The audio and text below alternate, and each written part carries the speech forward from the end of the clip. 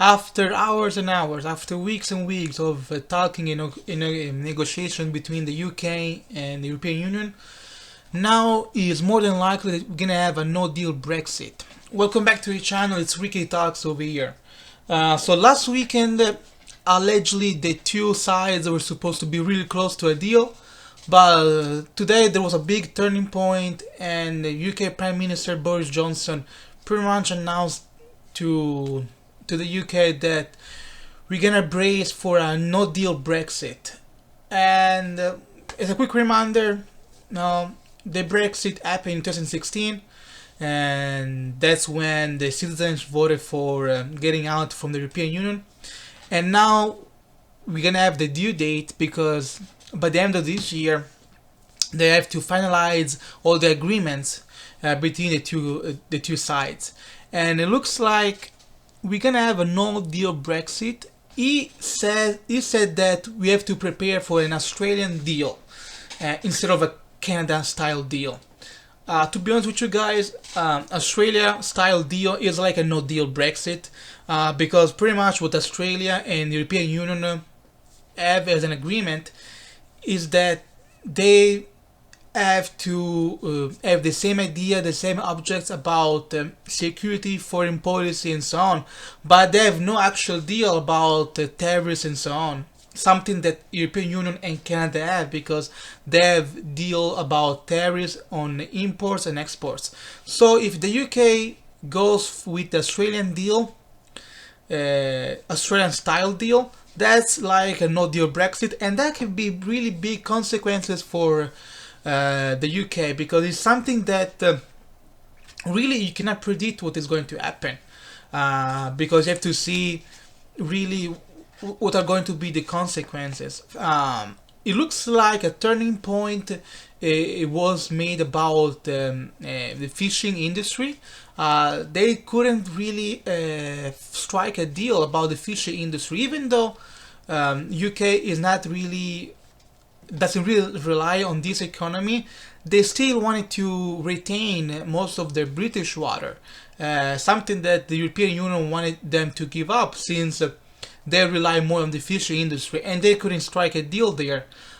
If they don't find a deal, I feel like as far as the fishing sector, it is going to affect both sides because even European, no, even the Europeans are going to be affected.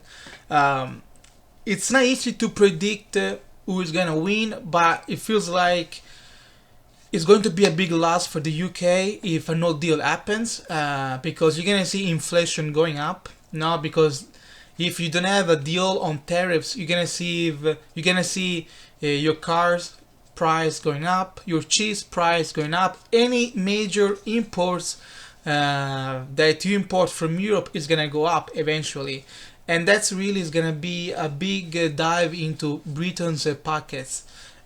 Also, who knows what's going to happen to all those European citizens that moved to the UK for job opportunities.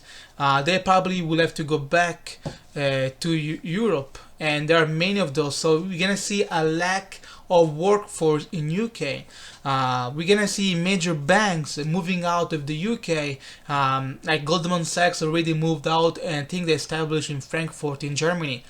So I feel like it's really a big disappointment, especially after years and years of discussions or talking that they couldn't find a deal. And I feel like both sides play games, to be honest with you, because eventually one side had to give up something, but nobody wanted to give up something. But if we have to agree on something, is that it's gonna be really tough ahead for the UK because they rely on their major trading partners, which is Europe, because the European Union is the closest trading partner they have.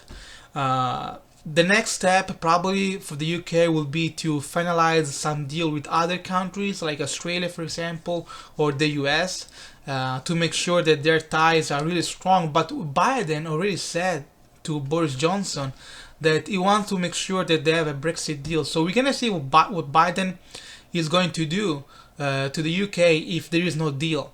But really, it's really sad for the Britons.